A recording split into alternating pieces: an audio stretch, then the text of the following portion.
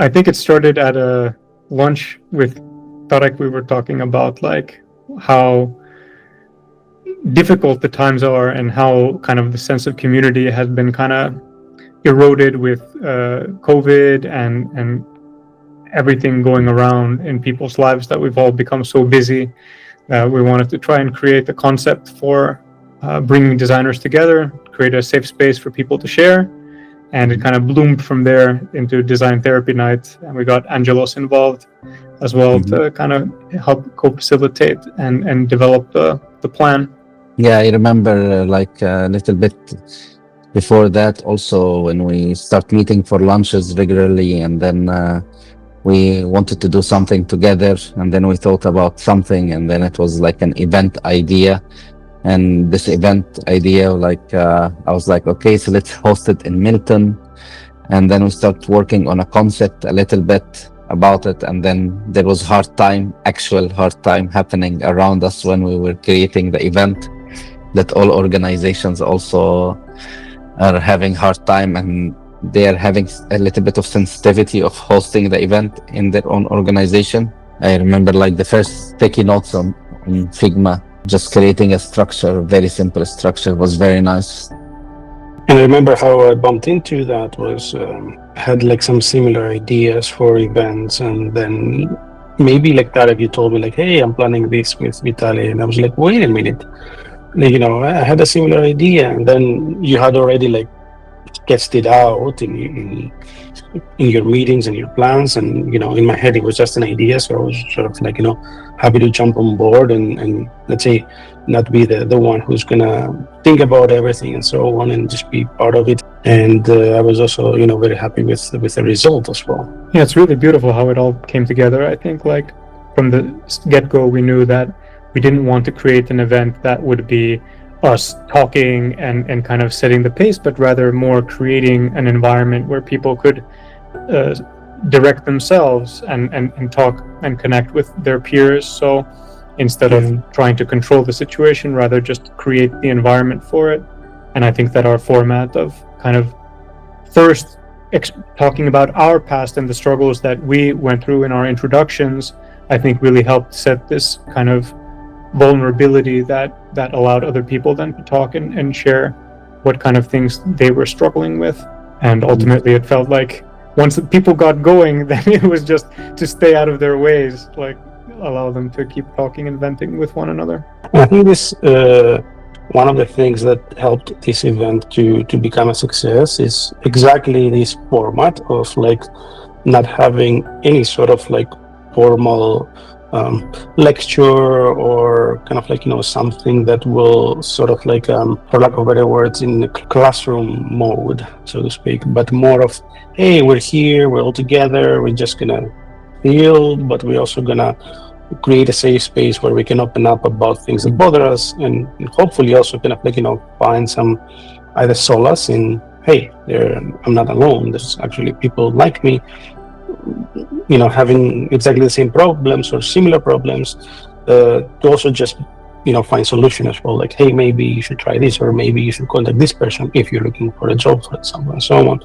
So like yeah, I think it worked perfectly from my point of view. Relating this event, like removing it from the emotional and the big principles and relating it to theory, it sounds for me like facilitating the facilitators, like, or creating an environment so the facilitators can facilitate themselves, because they know best how to facilitate themselves. They just need a safe environment with a like nice structure where they get to reach to their own problems, you know, to find a solution for it. So I think this is like a genius part of facilitation, like that you as a facilitator, you only create an environment where people can interact positively there.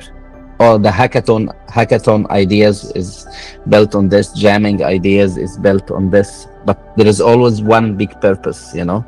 It's harder to be like, we all have issues, let's see who is lucky today. Yeah, and I feel like the response was really validating that pretty much within a week of us putting out the event, we had pretty much reached our capacity. And I feel like the messages that we got from people are like, they were really anticipating it, and I think it went really smoothly, and I really enjoyed the feedback that we got, that people overwhelmingly felt that it was a positive event, that they got what they were looking from it in terms of being able to open up and kind of be heard. I think that everyone walked away feeling a bit less alone with the challenges and struggles that they had. And ultimately, it was a really beautiful event, and I'm really grateful for Kvik because, it was a great environment for us to kind of pilot this concept, and I feel like it really gave us a sense of assurance that this is a concept that could work in other environments and even with other professions. But I think, like Tarek, what you were saying, that definitely designers are by nature quite facilitative, and I think like one of the biggest things that we kind of left with was that like we want to offer this to others, but it's important that there's a sense of understanding of what it means to have this type of therapy night, that it's not like HR or CEOs and bringing their team together, but rather it has to be equal, and we have to create that psychological safety. So I think we all felt a kind of obligation that putting this concept into the world, we should do it properly, have a sense of guidance for people who might not be so experienced with facilitation.